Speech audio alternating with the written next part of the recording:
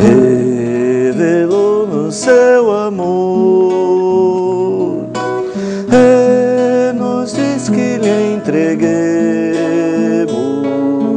os cuidados sem temor. Volta ao coração dorido, gozo, paz, consolação. É porque nós não levamos tudo a Ele em oração. Irmãos, vamos começar, vamos ficar em pé e vamos cantar este hino 159. Quão bondoso amigo é Cristo.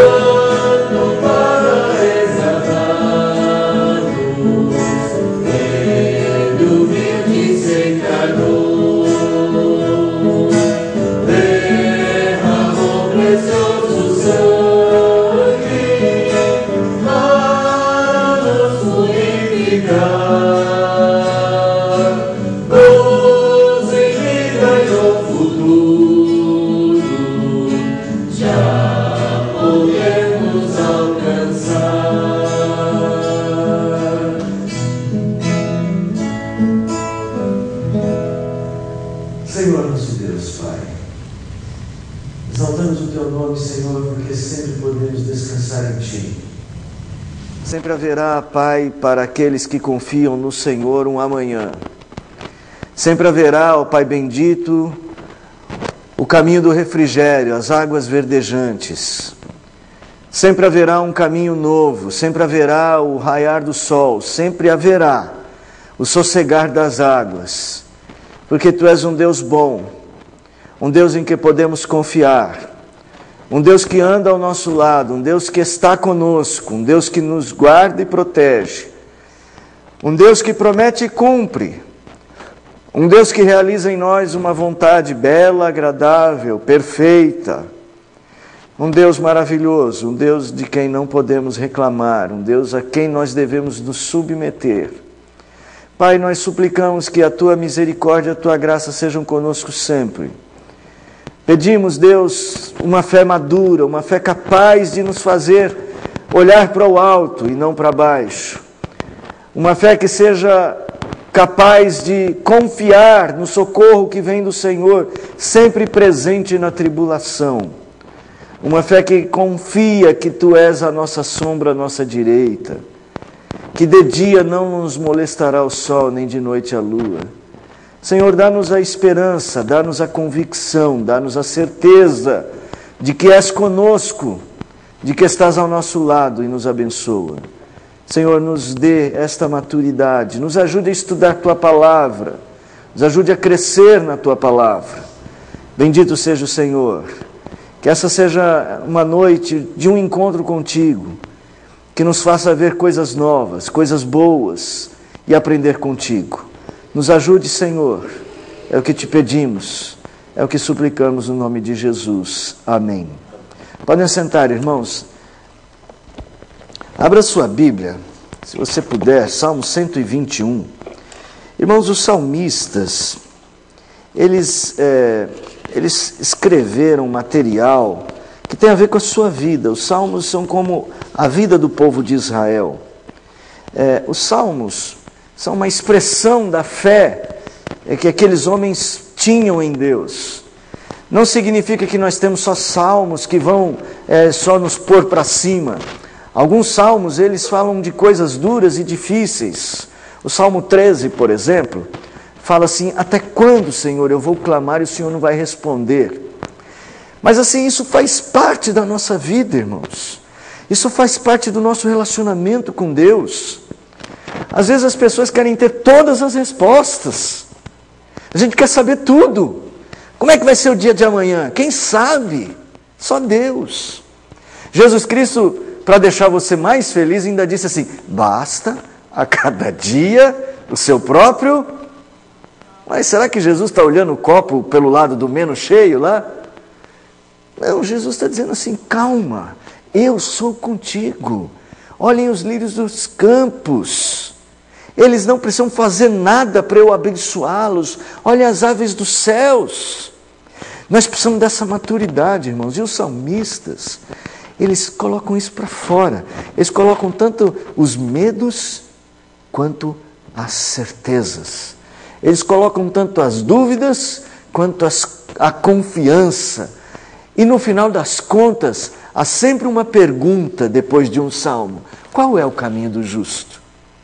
Porque o Salmo 1 diz assim: Deus conhece o caminho dos justos, mas o caminho dos ímpios perecerá. Cada salmo é como se estivesse dizendo para nós e fazendo uma pergunta: qual é então o caminho dos justos? Vamos ler o Salmo 121. Vem cá, Daniel, pega aqui para mim e leva ali para a Bruna. Daniel, por favor. Para todo mundo ouvir. Vamos começar.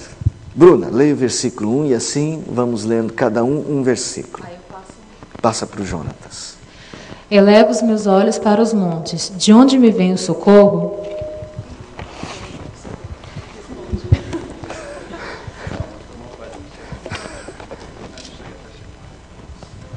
O meu socorro vem do Senhor, que fez o céu e a terra. Ele não permitirá que os teus pés vacilem, não endormitirá aquele que te guarda. É certo que não dormita, nem dorme o guarda de Israel. O Senhor te guarda, o Senhor é a tua sombra, a tua direita. De dia não te molestará o sol, nem de noite a lua. O Senhor te guardará de todo o mal, guardará a tua alma.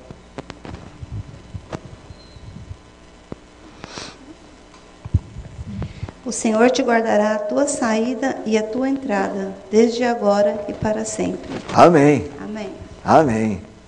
Qual é o caminho do justo? O caminho do justo é clamar. Elevo os meus olhos para os montes, de onde me virá o socorro? O meu socorro vem do Senhor. Vamos cantar, Bruno? Nós vamos cantar a música que cantamos a semana passada. Bruna, agora sim nós vamos cantar de verdade, né? Que é Bruna. Cadê o microfone? Traz para mim aqui. Sério, porque eu não vou muitas coisas aqui para segurar o microfone. Bruna, põe aqui, a ver se isso ajuda. Eu queria me livrar do microfone. Vê se ajuda. Vamos ficar em pé? Louvado Senhor.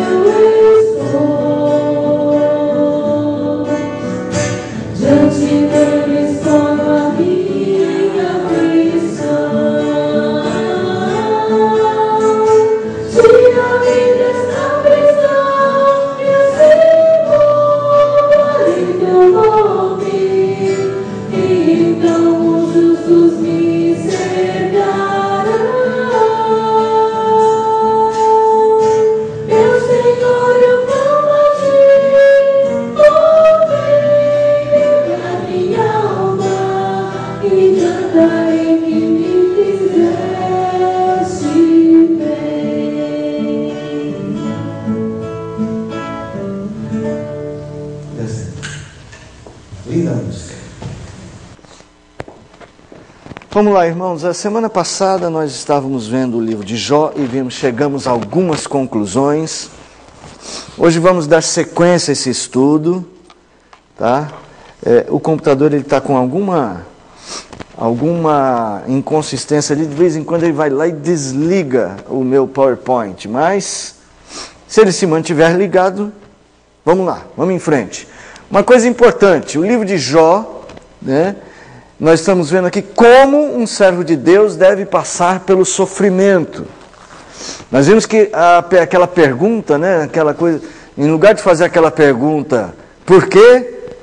As pessoas são orientadas a fazer a pergunta, para quê? E aqui eu estou orientando a não fazer mais essa pergunta agora. Vamos fazer essa pergunta depois. Antes de fazer a pergunta para quê, vamos perguntar como eu vou passar por esse sofrimento.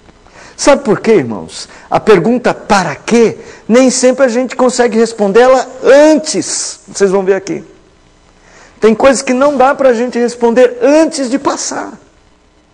Na maior parte das vezes, a gente só consegue dizer o para quê depois que tudo passou, fala a verdade. Você fica com um para quê na mão o tempo todo, né? Para que eu estou passando por esse sofrimento? Aí você vai responder teologicamente.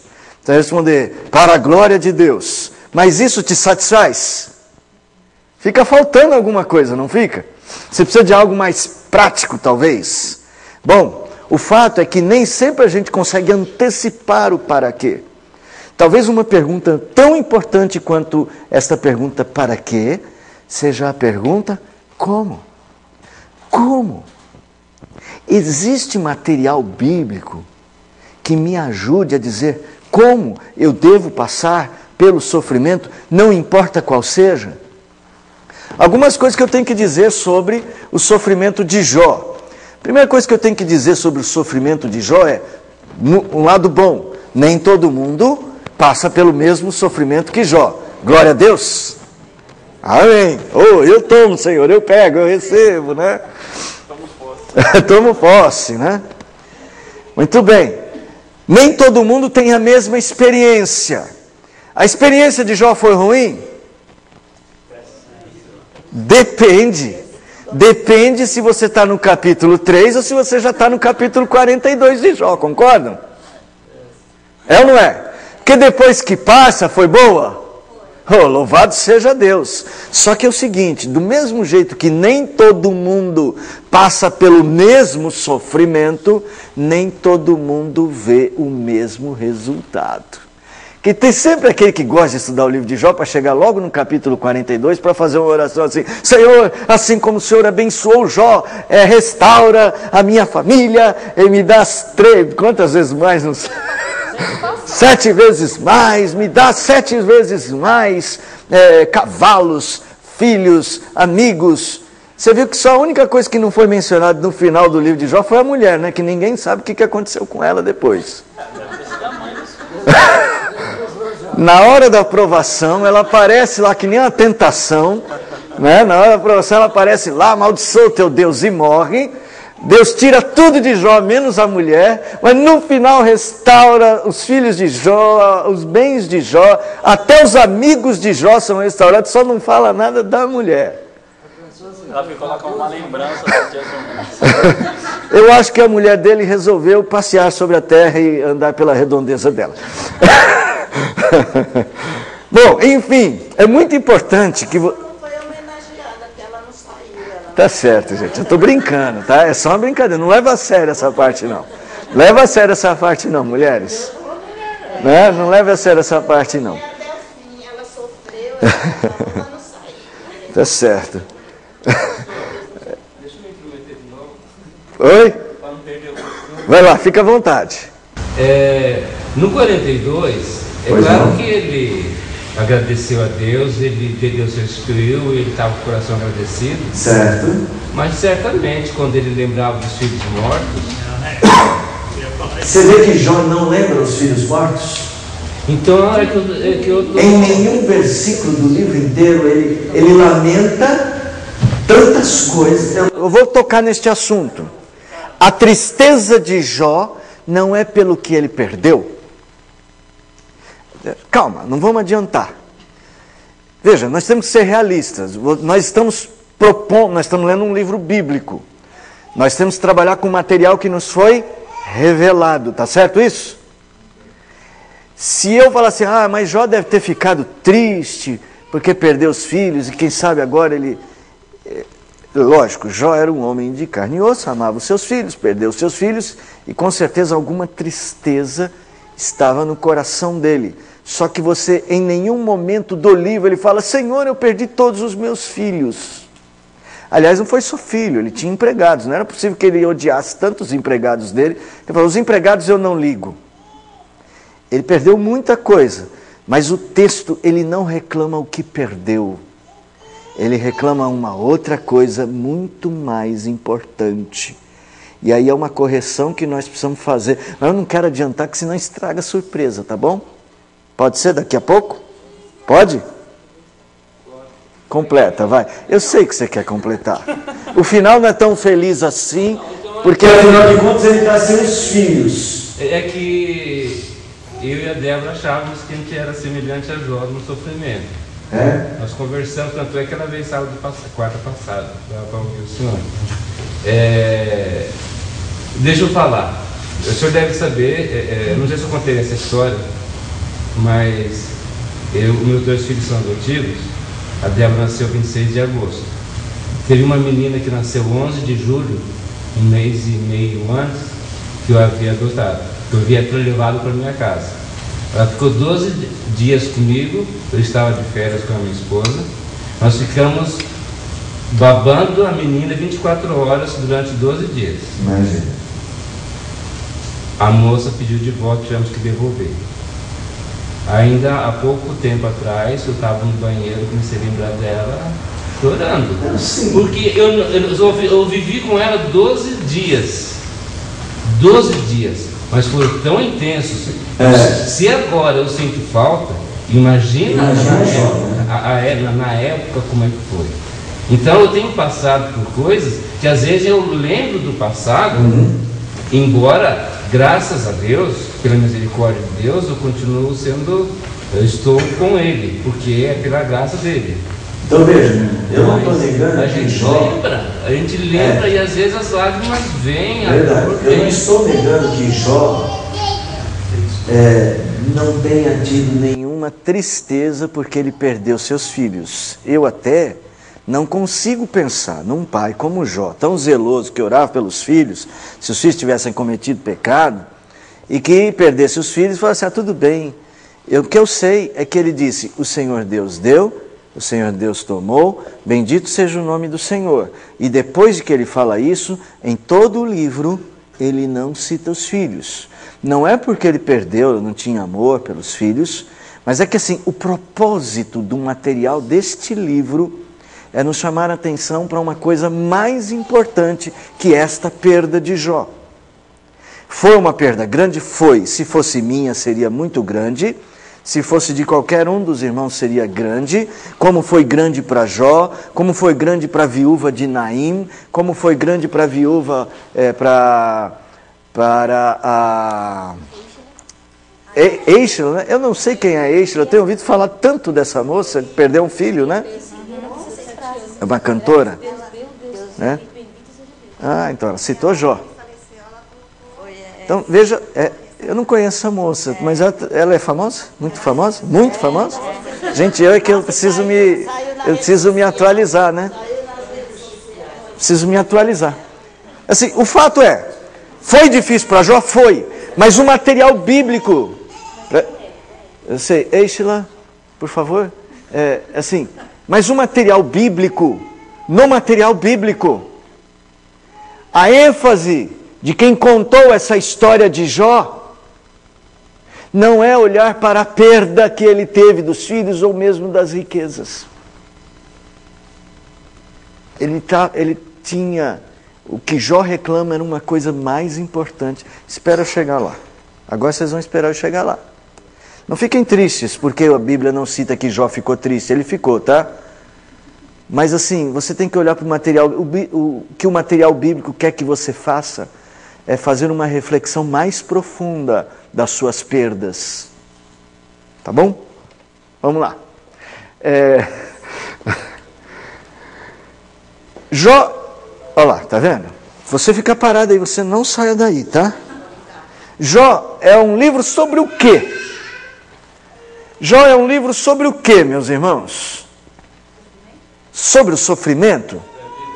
Hã? Sobre a vida.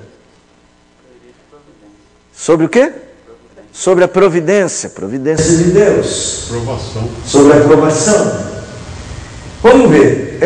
A ênfase do livro é dizer para nós, olha quanto nós sofremos. A ênfase do livro é, olha quanto Deus é providente. A ênfase... Vocês estão tudo dizendo não no que vocês já falaram sim? Vocês não estão muito firmes. Hã? Muito boa, muito boa. Mas vamos lá. Vocês disseram, é um livro sobre sofrimento. Então, ao final da leitura deste livro, a conclusão que eu chego é, olha como nós sofremos? Não. Ao final da leitura deste livro, que lição que fica? Entender o plano de Deus. Opa, entender o plano de Deus. Como é que é? Conhecer o propósito. Conhecer o propósito de Deus. Conhecer a Deus, né? Conhecer a Deus. Então aqui vocês já começam aí fazendo uma... É só apertar um pouquinho, a gente... né? Vocês estão vendo? Quando você chega ao final deste livro, você tem uma resposta. O que você aprende? E o que você aprende é assim... No final das contas, eu sei que Deus tem um plano. Eu sei que Deus tem algum propósito. Não é isso? Só que durante a provação, Jó não sabia, tá? Você sabe porque você já leu o capítulo 42. Só que quando Jó começou a sofrer, ele não sabia como a história ia acabar. Eu acredito que é um livro sobre a autoridade de Deus para conduzir a história da nossa vida com a finalidade ou para nos aproximar dele. Providência. Você está chamando isso de um ato providencial de Deus, né? Então assim, ao final, este livro de Jó é um livro que trabalha com a ideia da autoridade de Deus sobre a nossa vida, e ele usa essa autoridade com um propósito: nos aproximar dele. Ele está falando do seu povo, tá? Ele está falando do seu povo. Tá ok? Eu acho, pastor, que tudo é importante, mas uma coisa importante também, lembrar que a Bíblia apresenta uma bibliografia de Jó como um homem perfeito, como um cristão perfeito. Para nós entendermos que nós não temos mérito nenhum, por mais que a gente se ache bom, a gente pode se achar bom, mas mesmo um homem que tinha todos aqueles predicados lá que foram falados de Jó, ele ainda tinha coisa para aprender. Sim, natural. Jó tinha coisas para aprender. Ele era um homem reto, íntegro, temente a Deus, se desviava do mal, mas ainda tinha coisas para aprender. Veja, irmãos, já começa então, já que você está pegando esse ponto, começa assim, tome muito cuidado quando você acha que por causa da sua retidão pessoal você já está perto de Deus o suficiente. E eu ainda lembro aquele versículo que nós começamos a semana passada: depois de ter desfeito tudo, nós devemos dizer o quê? Somos servos inúteis, porque fizemos só o que deveríamos. Mas lembre, depois de fazer tudo que a gente tem que dizer isso. Se a gente ainda não faz tudo, a gente tem que dizer outra coisa: somos servos preguiçosos, negligentes, tá bom?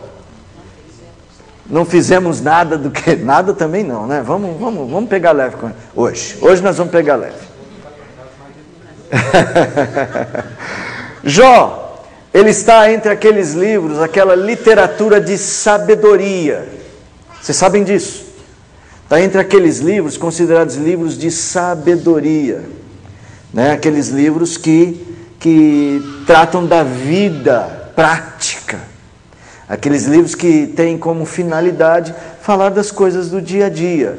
O livro de Jó, o livro de Provérbios, o livro de Eclesiastes, a maior parte das poesias hebraicas, o livro dos Salmos, o livro dos Cânticos, né? Estes livros têm como finalidade trabalhar a vida prática, a vida litúrgica, a vida de fé, o dia a dia. Então ele está lá entre essa literatura de sabedoria. É muito difícil dizer quando é que Jó foi escrito. Em geral, as pessoas entendem que Jó tenha sido escrito por Moisés. É possível. Moisés também escrevia em poesia.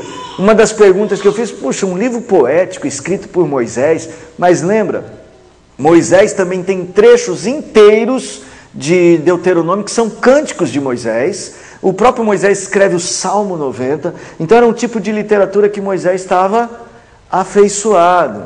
Lê aí Jó, deixa eu ver se é o 23:33 ou 19:33.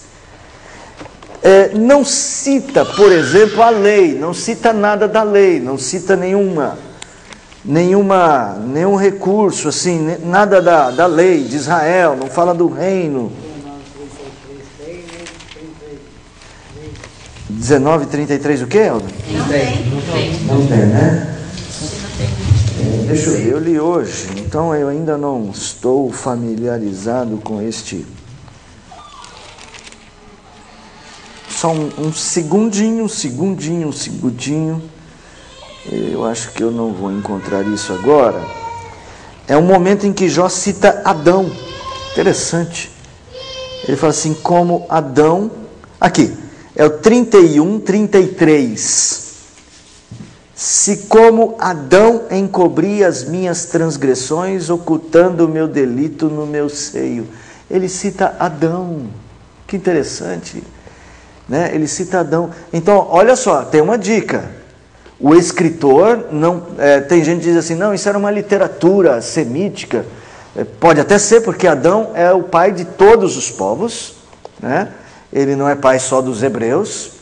Mas esse autor, ele conhece Adão, e Adão é uma personagem importante de comparação. Isso é muito significativo. Volta no capítulo de número 3. Capítulo de número 3.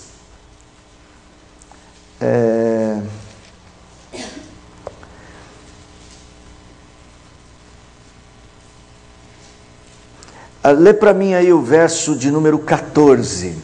Quem lê? 3:14. Com os reis e conselheiros da terra, que para si edificaram mausoléus, Quem foram os reis que para si edificaram mausoléus a ponto de serem conhecidos assim? Os faraós. Era uma prática egípcia. Então há uma possibilidade muito grande que Jó tenha tido contato, né, com essa história, essa grande história da civilização egípcia. Talvez isso tudo fortalece a ideia de ter sido Moisés o escritor dessa literatura. Quando Moisés teria escrito? Veja, se Moisés está precisando de uma resposta, a resposta é: como devemos passar sobre o sofrimento? Deus tem autoridade para nos impor sofrimento? Tem. Moisés precisava responder essa pergunta? Pensem bem. Moisés precisava? Por que não? Porque ele sofreu. Ele não sofreu? Ele sofreu. Então, se ele sofreu, precisava. Talvez ele esteja perguntando, antes mesmo de tirar o povo do Egito, por que Deus nos trouxe para cá? Por que ficamos 400 anos? Por que somos no Egito? Por que acabou a luz? Né? Deixa eu ver se acho que eu tenho que ligar aqui de novo. Vamos lá. Então assim, Moisés, há uma possibilidade muito grande dessa questão estar no coração de Moisés. E Moisés teve um período, nós não sabemos o quanto este período se estende, em que ele toma consciência de ser um hebreu, de ser um judeu, possivelmente aí um hebreu. Possivelmente aí ele começa a estudar a história de seu povo e começa a se questionar, entre ele começar a entender que ele é um hebreu, matar o egípcio porque estava forçando um hebreu a trabalhar, e fugir para o deserto. Nesse tempo a gente não sabe dizer quanto tempo isso acontece. Moisés já era um homem maduro quando ele se descobre, quando ele começa a estudar, e talvez esse seja o momento em que ele começa a se questionar. Por que estamos sofrendo? Eu sou da opinião, eu não estudei profundamente. Eu também não. Assim, profundamente é uma palavra tão tão pesada que eu não tenho coragem de dizer estudei profundamente, de jeito nenhum. Não, mas assim, do Salmo 90, eu pelo menos sou da opinião de que ele escreveu o Salmo 90 nesse período de vida, porque ele até cita, alguns chegam a 70, 80 anos, e eu acho que não se encaixaria muito na época que ele já tinha ajudado o povo, e na oração ele pede ajuda pelo povo. Então eu sou da opinião de que esse Salmo ele fez nessa época... o Salmo 90. Eu já acho que o Salmo 90 é o escrito tardio de Moisés. Porque assim, ele já teve uma experiência tão forte com a morte do irmão, a morte da irmã e a morte de uma geração, porque no Salmo 90 ele fala assim, geração vai, geração vem. Talvez isso indique o fato dele ele ter visto toda uma geração que saiu do Egito e que já não estava mais na estrada com eles. Por isso que eu imagino que seja um escrito um pouco tardio. Embora eu confesso que isso talvez não seja definitivo. Porque geração vai, geração vem o tempo todo, né? Mas o fato de ele colocar isso no Salmo, geração vai, geração vem, talvez sugira, né? Tá certo, né? Sugira que ele esteja refletindo o fato de que muita gente saiu com ele de lá e que já não caminha mais. Pensa, vê aí, avalie essa possibilidade, tá bom? Jó é uma literatura de sabedoria e o propósito é propor o caminho para a vida reta, a literatura de sabedoria. Salmo 1, lê aí para mim. Quem sabe decor? Sabe Salmo 1 decor? Sabe?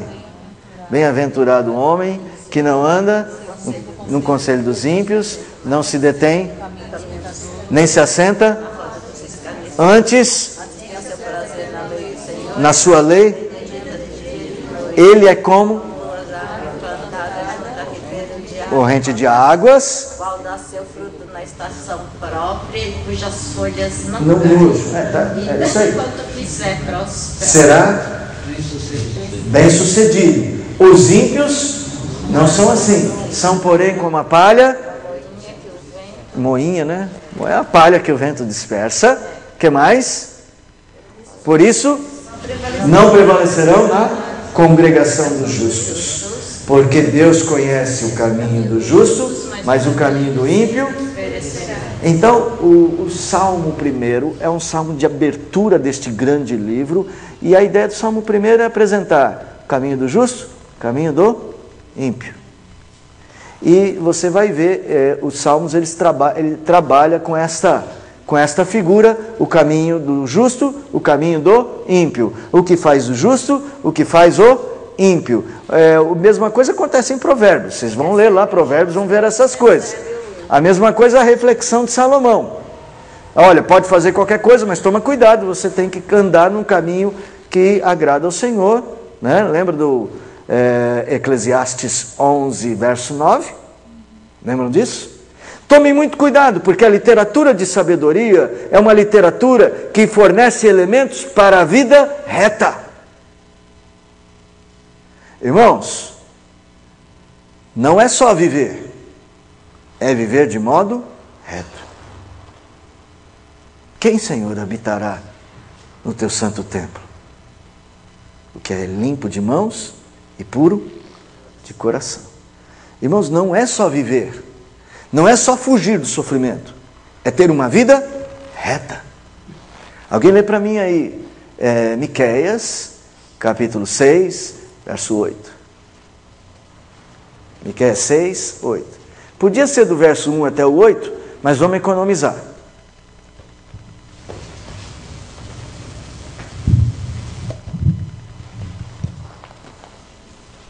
Ele te declarou ao homem o que é bom, o que é que o Senhor pede de ti.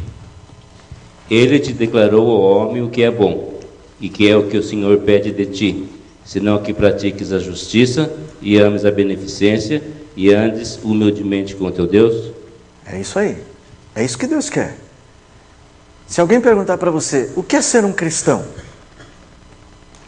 Eu sei que você tem muitas respostas. Ser um cristão é crer que Cristo morreu. É isso também. Mas você pode dizer assim, amar a justiça, praticar a misericórdia e andar humildemente com Deus. Essa é uma boa resposta. Vida reta. Andar de modo digno do Senhor Jesus. Tá? Lembra quando a gente vai lá no Gênesis, no capítulo de número 5, tem lá uma genealogia, a genealogia de Adão, o homem criado por Deus, ele tem um filho, lá na genealogia do capítulo 5, esquece Caim, esquece Abel, e fala assim, gerou um filho, a sua imagem e semelhança, e pôs o seu nome? Qual? Sete. E aí vem toda a genealogia, viveu, morreu, teve filhos e filhos, viveu, morreu. Aí chega num cidadão, o sétimo daquela linhagem. O nome dele é Enoque. E o texto diz, Enoque andou com Deus. Aí continua a genealogia, Deus o levou para si, né? Continua a genealogia e chega lá em Moisés, chega lá em Noé. E diz o que sobre Noé? Noé andou com Deus. E aí Deus escolhe Noé para salvar da morte do dilúvio. E continua, aí vem Babel, chega no capítulo 12, chama Abraão. Abraão, sai da tua terra e vamos andar juntos. E no capítulo 17, acho que é no 17, anda na minha presença e ser perfeito. E não é curioso que quando chega lá nos evangelhos, Jesus anda para tudo quanto é lado e chama os seus discípulos para andar com eles? É vida reta, andar no caminho da retidão. Esse é o propósito da literatura de sabedoria, é fornecer, é propor o caminho da retidão como um modelo de vida. Nós estamos falando de um homem reto, íntegro, temente a Deus, que se desviava do mal. E Deus tem um plano ainda maior para este homem de retidão. E agora ele entrega esse livro para Moisés e para nós, né? Vamos pensar assim, né? Não vou dogmatizar Moisés, tá? Pode ter sido outro autor, o autor não é reclamado na Bíblia. Entrega este livro para o cânon, e este livro vai encaixar-se na literatura que vai ensinar a gente a andar de forma reta. Só que ele vai ensinar a gente a andar de forma reta no meio do sofrimento. Esse é o ponto. Porque às vezes a gente fala assim, andar de modo reto, a gente não pensa que no meio do sofrimento a gente tem de andar no modo reto. Porque no meio do sofrimento você não tem uma licença para fazer o que você quer. Porque tem gente que acha que tem. Eu estou sofrendo, então eu posso fazer o que eu quero. Deus vai entender. Será que Deus não está vendo que eu estou sofrendo? Então Deus vai entender. Deus vai entender que eu não sou a pessoa feliz como eu gostaria de ser. Então eu tenho direito de fazer o que eu quero. Não! É isso que Jó está nos dizendo. Que nós temos que aprender a viver de forma reta no meio do sofrimento. Irmãos, vou pôr uma partezinha aqui. Vocês vão lembrar isso aqui, porque isso aqui é aquela moldura que eu coloquei na primeira aula, aquela moldura de Paulo, um pouco mais resumida aqui, com 4 itens apenas. A moldura do sofrimento. Como a Bíblia, nós já vimos isso em Paulo, estamos vendo agora em Jó. A Bíblia, vimos lá em Paulo, na 2 Coríntios, capítulo 1, versos 8 a 10, 8, 9 e 10, nós vimos que não precisamos negar o sofrimento. A moldura do sofrimento exige realidade da nossa parte. Admitir o sofrimento. Admitir que algo não está certo. Ok? Identificar o autor. E aí, o autor, nós vimos lá Paulo dizendo assim que Deus é que estava fazendo aquilo. Tá certo? Aceitar o propósito. Paulo, então, já está escrevendo lá em Coríntios, olha, eu fiz isso, e o propósito é para que eu não ficasse soberbo. Paulo já tinha... Veja, Paulo tinha passado pelo sofrimento e ele já tinha identificado o problema. Nem sempre a gente identifica. Vocês vão ver que Jó ainda, nos capítulos iniciais, Jó não identifica. E a comunhão consoladora, ou seja, o sofrimento, quando ele cumpre o seu propósito, ele traz conforto, consolação. E você vai ver que essa é uma consolação não só individual. Nós não fomos chamados para um relacionamento pura e simplesmente individual com Deus. Eu fui chamado para um relacionamento com Deus com a finalidade de, através do meu relacionamento com Deus, outras pessoas serem abençoadas. E vocês também. Todo mundo é assim. o Eldo estava dizendo, né? Não sei se foi na aula ou fora da aula. Fala, Eldo, dá aquele testemunho, faz favor. Agora que eu lembrei que você ia dar o testemunho. Vai, Eldo. Rapidinho, hein? Sim, porque você falou no dia, né, que a gente, quando você está passando por esses problemas, tudo normalmente você fala, né?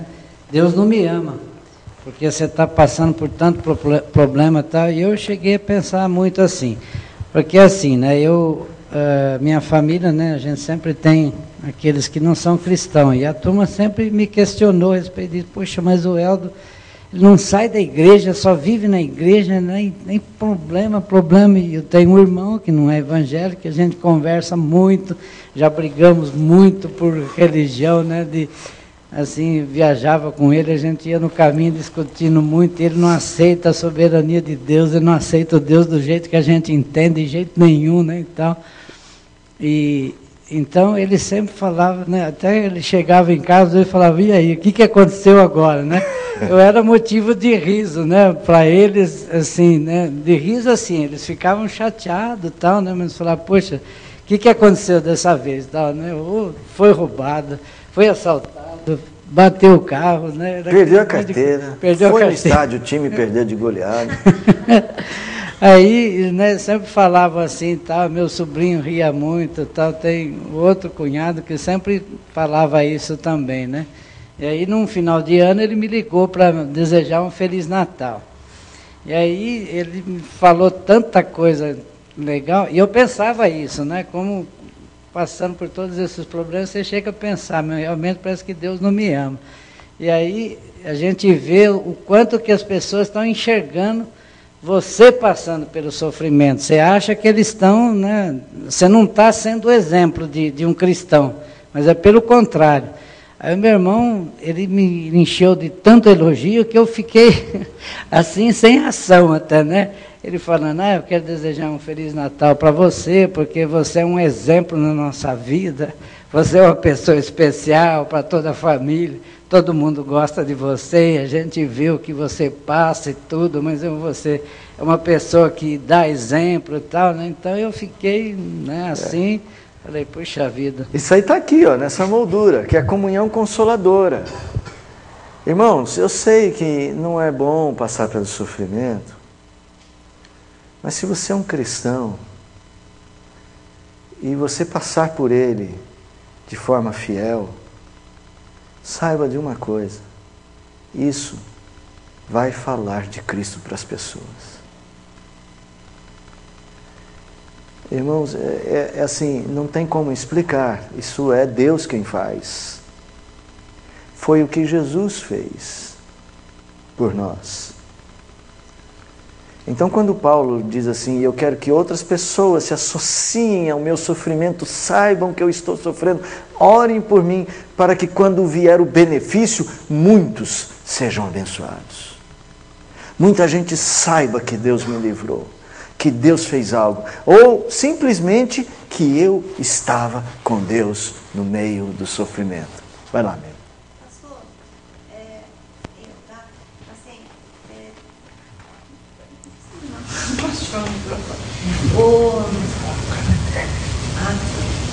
Seu filho ouvir, sua filha ouvir, lá onde eles estiverem. Então, pastor, tá ligado?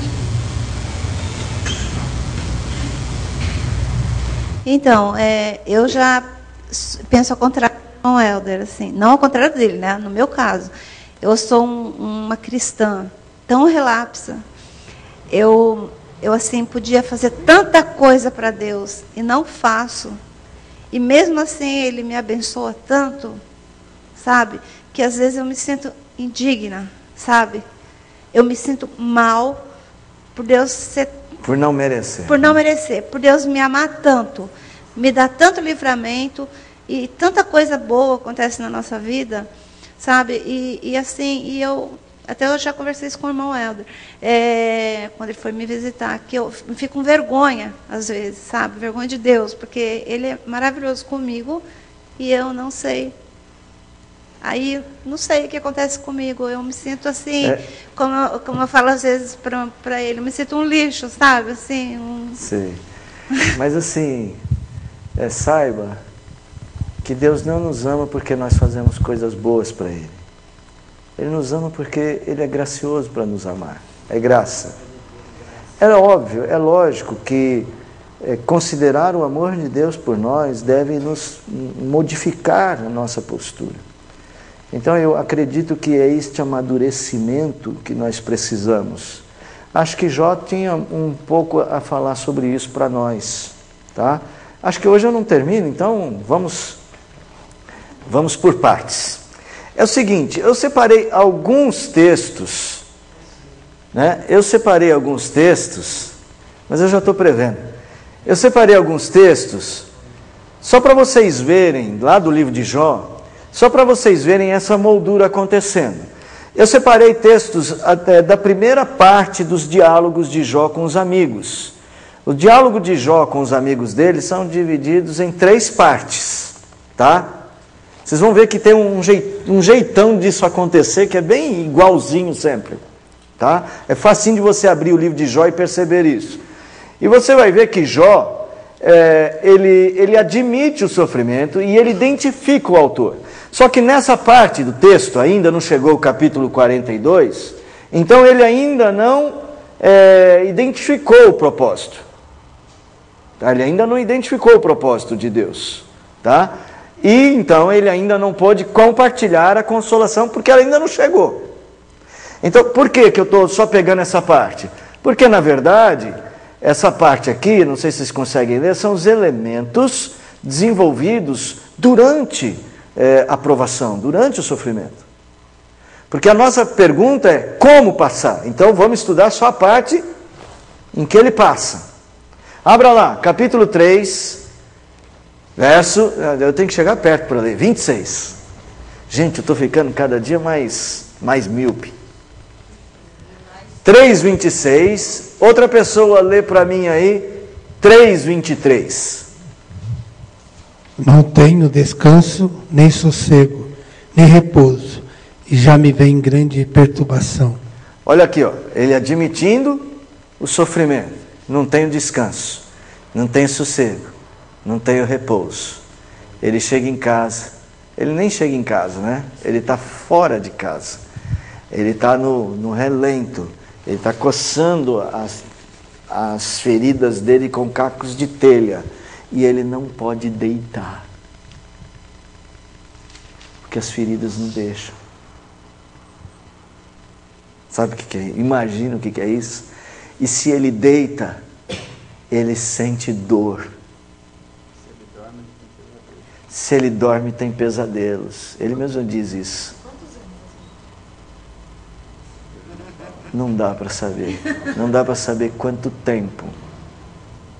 O suficiente para as feridas ficarem tão ruins, né?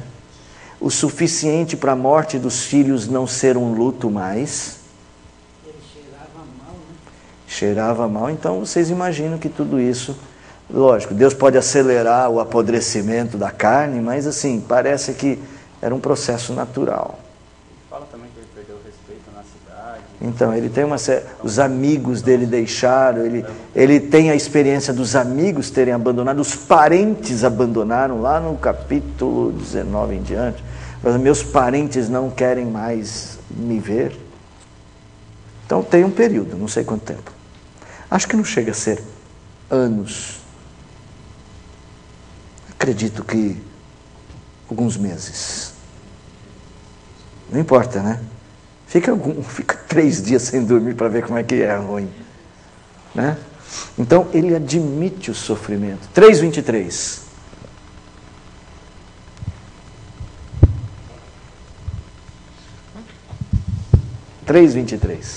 Porque se concede luz ao homem, cujo caminho é oculto, e a quem Deus cercou de todos os lados.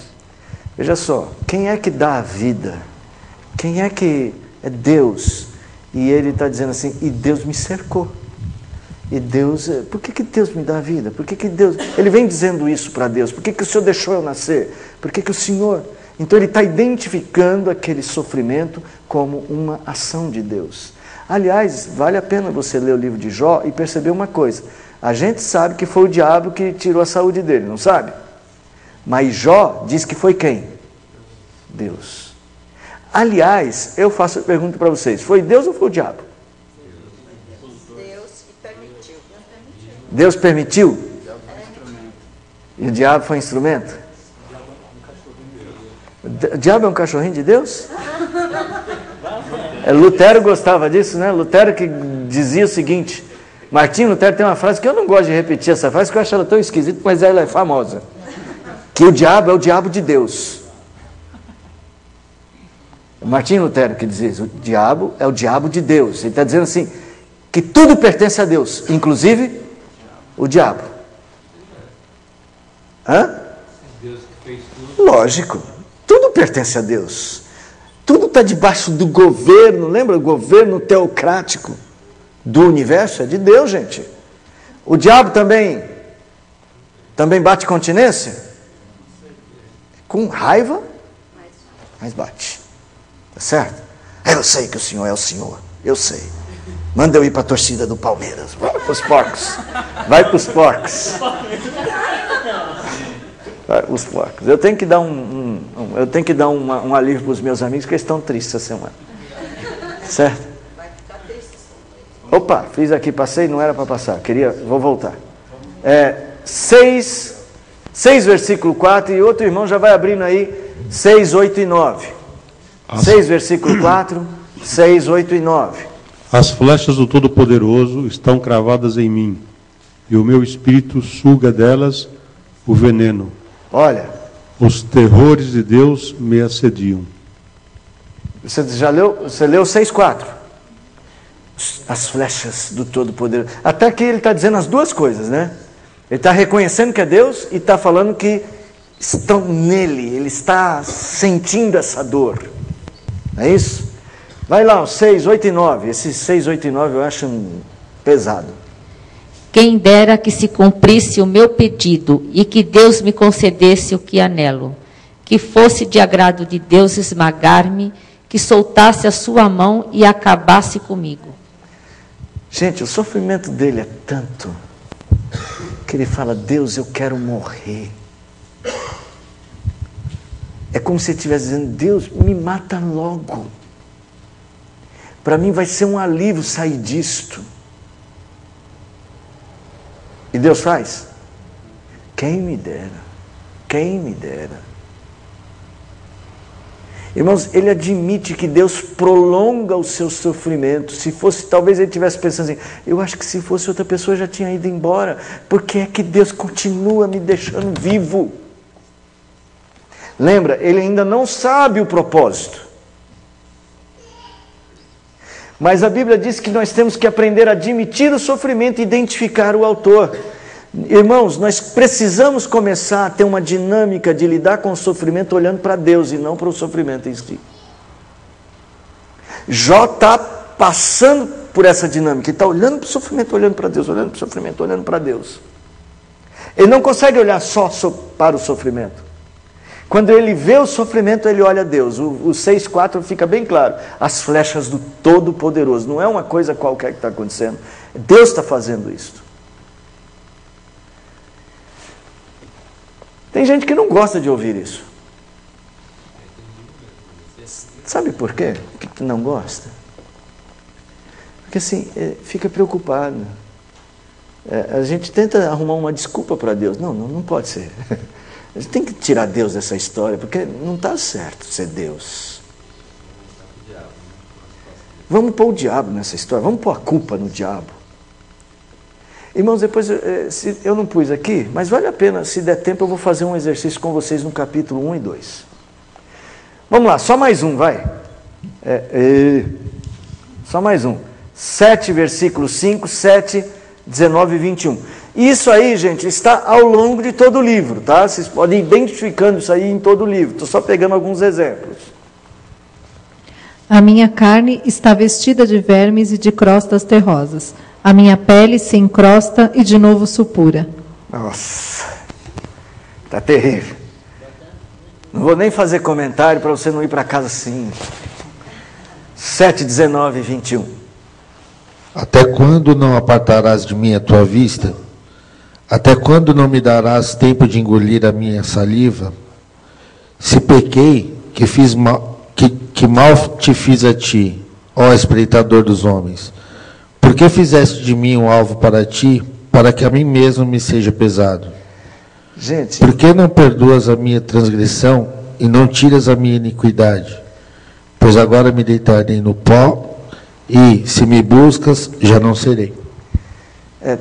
Tem algumas coisas que eu queria falar nesse texto. Primeiro, assim, ele está falando assim, Deus, dá um tempo. Esquece de mim por um pouco. Acha um outro pecador por aí para o Senhor pôr a sua mão sobre ele. Você dá um descanso. Sei lá, vai lá na casa do Eldo. Vai lá, Senhor. Ô, Eldo, você não, de vez em quando dá vontade. Senhor, vai lá na casa do outro. Puxa, né? Vai provar outro. Tem que ser comigo. Até quando o Senhor não tira o olho de mim? Vai ver se tem outro pecador. Ele chega a admitir, ele diz assim, tudo bem que eu tenha pecado, mas o Senhor pode perdoar. Por que não perdoa e resolve logo isso? Ele admite que Deus está fazendo algo extraordinário. Ele está percebendo que não está comum. Irmão, começa a perceber isso. Começa a perceber Deus agindo de forma incomum. Eldo, eu vou falar de novo de você. Você pode chegar um dia e falar assim, só eu, Senhor? Isso não é incomum ser só uma pessoa? Você não chegou a pensar assim, por que só eu? Está incomum. O que o texto está dizendo é que Jó entendeu que aquilo era incomum, que Deus estava numa relação extraordinária, não era comum, estava alguma coisa diferente na relação com Deus. É assim que a gente começa a perceber, quando o sofrimento tem, é aqui que a gente começa a perceber isso aqui, ó. Começar a olhar para os propósitos.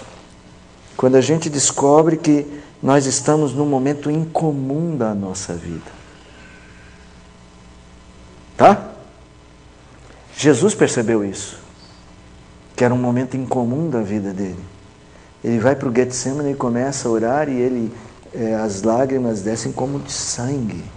A minha alma está angustiada até a morte. Ele sabe que aquele é um momento incomum. Pai, passa de mim esse cálice. Ele identifica a origem. Ele identifica a dor. Ele identifica a origem. Ele sabe que é um momento incomum. Aquilo não está normal. Deus meu, por que me desamparaste? É um momento incomum. Mas eu sei que é Deus. Ele não vai para a cruz como quem está indo para a Disney. Agora nem dá mais para ir para a Disney, que tem jacaré lá, descobri que está mordendo o pessoal. Mordendo não, matou. Matou uma criança, né? Engoliu o menino e vomitou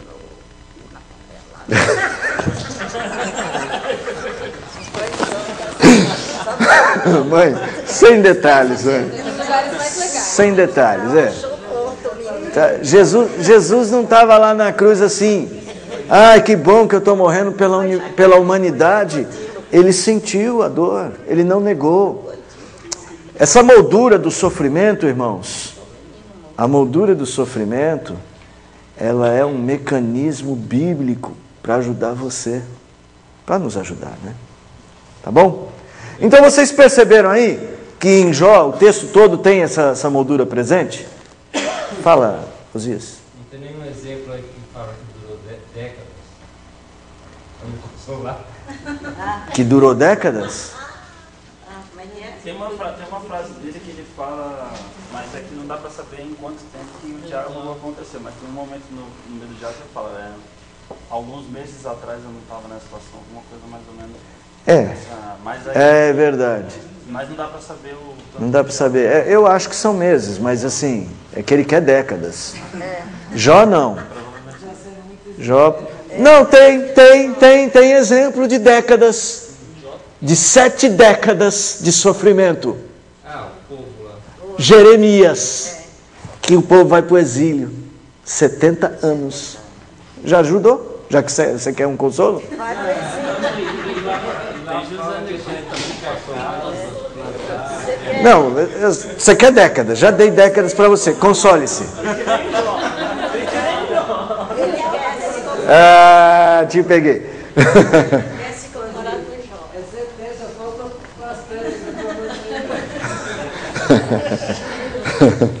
Gente, eu quero mostrar para vocês, assim, nós não vamos terminar hoje, vou deixar para a semana que vem, então eu vou atrasar o término disso por uma semana, tá?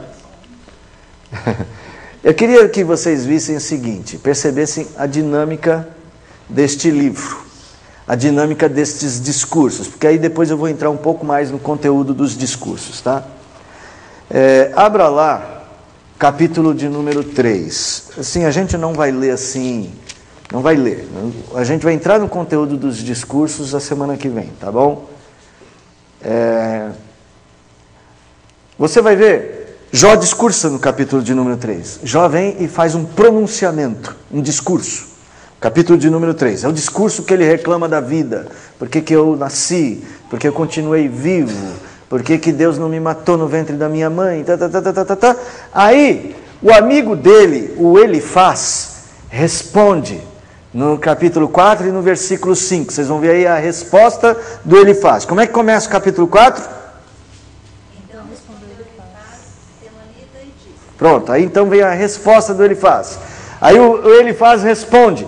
Aí Jó tem direito à réplica. Tá? Capítulo de número 6. Como é que começa o capítulo 6? Então Jó respondeu. Respondendo, disse. E você vai ver esse movimento. Capítulo 7. Um discurso, um pronunciamento de Jó. Né? Ele começa falando assim... que a vida do homem na terra é muito difícil. E ele vai reclamar da vida do homem na terra. Aí vem o Bildade. E o Bildade no capítulo de número 8, como é que começa o capítulo de número 8? Então respondeu? Bildade. Aí Jó vai responder o Bildade no capítulo de número 9. Como é que começa? Pronto. Aí no capítulo de número 10, Jó começa um pronunciamento. Vai gostar de discurso assim, né? Jó começa outro pronunciamento. A minha alma tem tédio, a minha vida. Aqui ele vai reclamar de Deus. Ele vai dizer assim, será que Deus é que nem os homens? O Senhor tem olhos de carne. E aí ele faz um pronunciamento. E em resposta, o Zofar, capítulo 11, como é que começa? Muito bem. Agora, uma dica. O que vocês acham? Como é que começa o capítulo 12? Então Jó respondeu. E você vai perceber essa dinâmica. Essa dinâmica só vai mudar um pouco no capítulo de número 21. Só vai mudar, porque o capítulo de número 21 tem duas partes. O discurso de Jó começa... O discurso assim, o capítulo 21 é uma réplica, né, de Jó a Zofar, que aí, veja, você vai ter a participação dos três amigos, sempre em sequência. Elifaz, Bildade, Zofar. Então assim, ó, Jó, Elifaz, Jó. Jó, Elifaz, Jó. Bildade, Jó, Elifaz, Jó responde. Jó faz discurso, Bildade, Jó responde. Jó faz discurso, Zofar, Jó responde. E aí termina o primeiro ciclo dos debates. Começa um segundo ciclo, repete tudo, e vem o terceiro ciclo, repete tudo. Tá bom?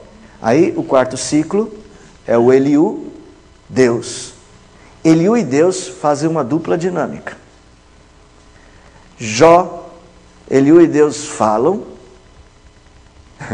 Jó responde a Deus. Do mesmo jeito que ele faz com os amigos. Só que aí a réplica...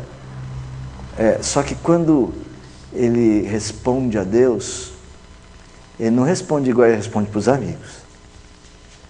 Ele diz assim, bem sei que tudo Podes.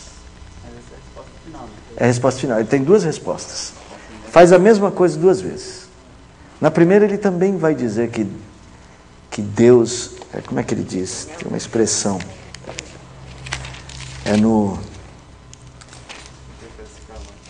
Foi em Salmos.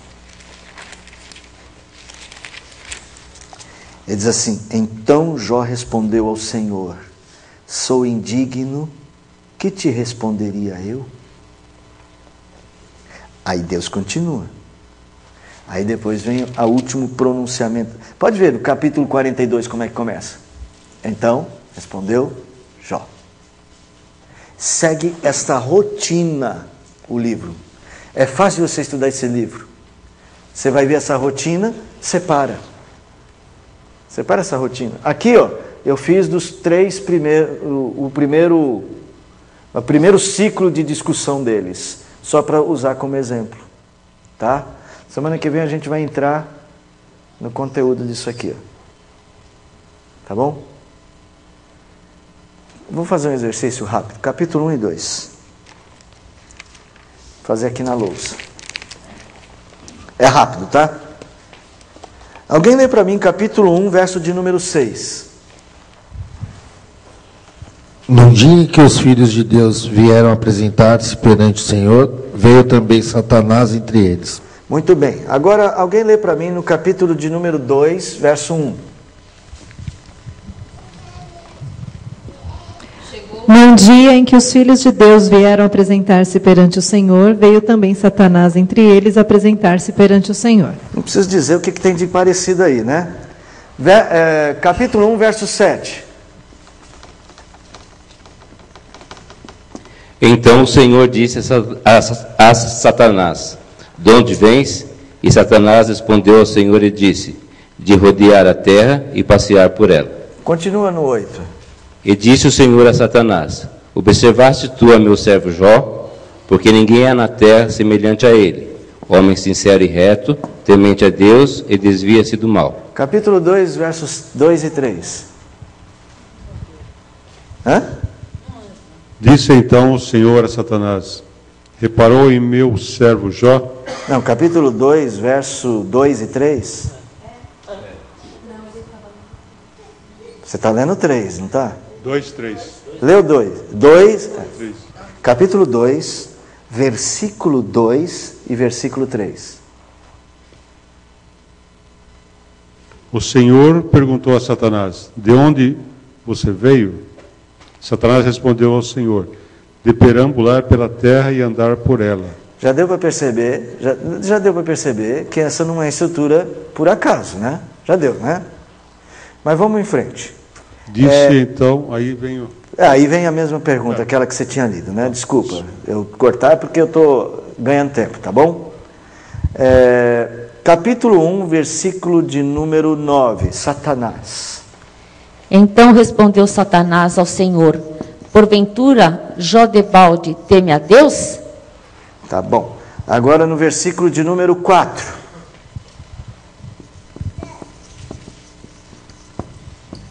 Do capítulo 2, tá? 4 do 2. Então Satanás respondeu ao Senhor: pele por pele, e tudo quanto o homem tem, dará pela sua vida. Só um minutinho. Note aí no capítulo 1, eu disse para vocês lerem o verso de número 9. O verso de número 9 até o 11, né? Por acaso teme a Deus de balde, ou seja, à toa? O Senhor deu tudo para ele. Estende, porém, a tua mão e toca-lhe para ver tudo quanto tem, e verás se ele não blasfema de ti. Aí no capítulo 2, versículo de número 4, então Satanás respondeu ao Senhor: pele por pele, tudo quanto o homem tem, dará pela sua vida. Estende, porém, a tua mão, toca-lhe os ossos da carne, e verás se não blasfema na tua face. Ele acusa de blasfêmia. As duas vezes... A questão é se Jó vai blasfemar. Quem que Satanás sugere que deva agir? Ele próprio, Satanás, ou Deus? Satanás fala para quem? Tira o que ele tem para o senhor ver. Aí depois que tirou, da outra vez, óbvio, ele já tinha tirado tudo. O que sobrou? Pele. Pele por pele. Ele dará tudo pela saúde. Tira, para o senhor ver se ele não vai. Estende a tua mão. Não é assim? Estende a tua mão contra ele. E veja se ele não blasfema contra ti. Vamos ver como é que termina. Versículo de número 12 do capítulo 1.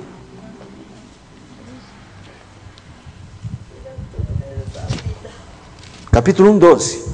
Disse o Senhor a Satanás: eis que tudo quanto ele tem está em teu poder. Somente contra ele não estenda a mão. E Satanás saiu da presença do Senhor. Então, Deus resolve agir por meio de Satanás. Vai lá, capítulo 2, verso de número 6. 6 e 7. Disse o Senhor a Satanás: eis que ele está em teu poder, mas poupa-lhe a vida. Bom, irmãos, é só para vocês notarem o seguinte. Primeiro, qual o ponto central? O que está sendo posto em dúvida? Se a vida piedosa de Jó era piedosa mesmo. O que Satanás está sugerindo é: ele não é um homem justo mesmo. Ele é um homem interesseiro. E Deus vai fazer Jó mostrar quem ele é. Deus vai fazer de Jó um homem verdadeiramente justo. Semana que vem a gente termina, tá bom? Aí a gente vai ver esse item da justiça. Essa era a questão, né? Se ele era mesmo um homem justo, no capítulo 32, 38, vai dizer assim, que ele se tinha por justo a seus próprios olhos. Ao final nós vamos ver um homem justo como é que ele é. É isso aí, irmãos. Por hoje é só. Pode? Eu tenho problemas também, né? Como todo mundo, né? Tenho doenças, tenho tudo. Mas mesmo assim, por eu não vir na igreja, o pastor sabe, né? Por eu ser tão relapsa, eu acho que Deus tem tanta compaixão por mim, pela minha família, que Ele não permite que nada de ruim aconteça com a gente, apesar dos problemas que a gente tem todo dia. Não que eu não tenha, né? Todo mundo tem, né? Tristeza, angústia, problemas de família, a gente nem precisa negar isso. O que a gente precisa é aprender como viver em meio aos problemas. Porque a nossa tendência é das duas uma, né? Ou a gente nega e faz de conta que não tem nada e sai e não aprende porque a gente está negando. Ou a gente mergulha nos problemas de uma maneira tal que também não aprende porque acha que só existe problema, esquece que existe Deus. É um equilíbrio. A vida reta, ela exige equilíbrio. Semana que vem a gente continua. Venha semana que vem, tá? Vai lá, Fabinho. Fabinho não. Fabinho era lá atrás. Fabião. Como você enxerga o tamanho do problema, né? A gente... Claro, tem aquela máxima que diz que parece que os problemas dos outros nunca são maiores que os nossos, né? Mas você tem assim, você pode até ajudar o próximo, né? Mostrando para ele que o problema dele também não é do tamanho que ele imagina, que ele pode encarar com Deus aquele problema. Veja só, Flávio, né? Só uma coisa importante. Qual era o problema de Jó? Qual que era o problema de Jó? Era ter perdido tudo? Se você ler os diálogos, e aí vocês podem ir para casa fazer essa lição de casa, ler os diálogos, em nenhum momento se ele reclama de alguma coisa que ele perdeu, é mínimo. Você vai ver que o problema de Jó não é o que ele perdeu. Gente, Jó não tinha, você fala assim, Jó não está olhando para o problema. Não posso adiantar, senão perde a graça, mas ele não está olhando para o problema. É o problema que está olhando para ele. O problema dele, sabe qual que é? Não. Semana que vem eu digo. O problema de Jó não era Satanás, ele nem sabe de Satanás. Gente, Jó nem sabe que Satanás estava nessa história. Sabiam disso? Jó não tem o livro de Jó para ler antes de passar pelo problema, tá? Jó não tinha o livro de Jó. Então Jó não soube que Satanás estava envolvido nessa questão, não soube dessa reunião, Jó não soube desse negócio aqui. Se Jó soubesse, raciocínio, se Jó soubesse, ele ia falar assim: Deus, pode deixar, deixa comigo que eu não vou te decepcionar, Deus, deixa comigo. Mas ele não sabia, gente. Ele estava pensando que era só a vida dele acontecendo, e era. O que eu gosto muito assim desse livro, muitas coisas, eu gosto muito dos diálogos de Jó, mesmo quando ele exagera e passa da conta, eu acho que ele teve uma coragem assim para falar algumas coisas que eu fico até espantado toda vez que eu leio algumas coisas que ele fala a respeito de Deus. E o que eu acho legal é essa luta que ele tem durante o livro todo só que assim, ele não é um coração de alguém que a gente vê esse tipo de coisa, que passou por um sofrimento e aí chega à conclusão que Deus não me ama e aí fala, então vou abandonar, e aí faz um discurso negativo contra Deus do tipo, não, ele não me amou, ele não cuidou de mim, tudo mais, então não vou mais seguir. O discurso dele vai num caminho oposto, assim, que é muito difícil, ele mesmo depois reconhece que ele exagera no discurso, mas eu gosto assim, não, assim, eu gosto dessa luta que ele tem com Deus, tanto para entender, tanto para passar pela situação e tudo mais. Então, assim, eu gosto bastante das coisas que ele fala. Eu defendo muito o Jó, mesmo sabendo de algumas. Eu sei, Jó está nos ensinando que ele era um homem de carne e osso, como nós somos. Tiago vai falar isso da nossa relação com Elias, e Tiago cita Jó, lá no capítulo 5 da sua carta. Nós devemos ter paciência como Jó. Não existem super-homens nem super-mulheres. Existem crentes reais, com situações reais, com dores reais, que não precisam ser negadas, mas estes têm um Deus vivo e verdadeiro. Vale a pena, se você estiver lendo o livro de Jó, não pare antes de chegar no capítulo 19, quando ele diz: eu sei que o meu Redentor vive. Vamos ficar em pé, vamos orar. Pastor, deixa eu fazer uma pergunta. Pois não, né? É pentecostal ou é presbiteriano aquela... Uma vez um irmão me falou assim pra mim, eu estava tão triste que eu não queria cantar o louvor, né? Aí ele falou assim, oferece sacrifício de louvor, que tem nos salmos lá sacrifícios de louvor, né? Tem louvor e tem sacrifício de louvor. Tem diferença? Quando você está ali humanamente falando, você está terrivelmente sofrendo, mas vai e louva. Porque não é assim, mas... É que a diferença...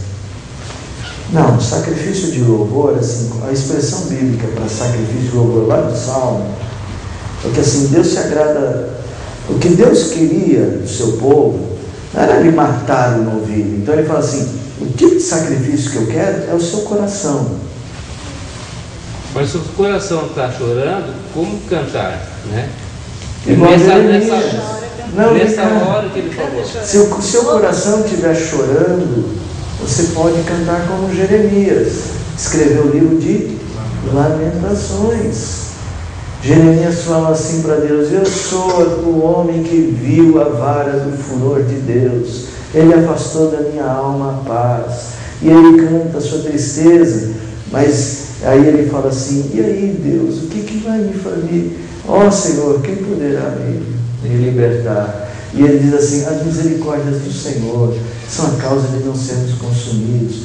Ele não esquece do seu Deus, embora ele lamente. O livro de Jó é uma poesia que era talvez cantada, e cantavam esses sofrimentos aí, gente. Isso aí era... Aliás, vamos ver se semana que vem a gente consegue completar aquilo lá, tá? Nós temos uma surpresa para vocês. Tá bom? Então, às vezes o nosso louvor é uma lágrima. Ela só não pode ser uma lágrima de revolta, porque aí não é louvor. Uma lágrima de submissão, de entrega. Eu sei que tudo podes, nenhum dos teus planos pode ser frustrado. Salva-me. Isso é louvor também. Louvor não é só um negócio, louvado seja Deus. Não, louvor às vezes é o choro, é o quebrantamento, é o lamento. Eu ia falar para você abrir, depois você lê em casa, inclusive, Romanos, capítulo de número... Cadê? Não lembro agora. Romanos, será que é o 16? Depois eu vejo, acho que é o 14, mas agora eu não lembro. Em que ele fala de sacrifício de louvor.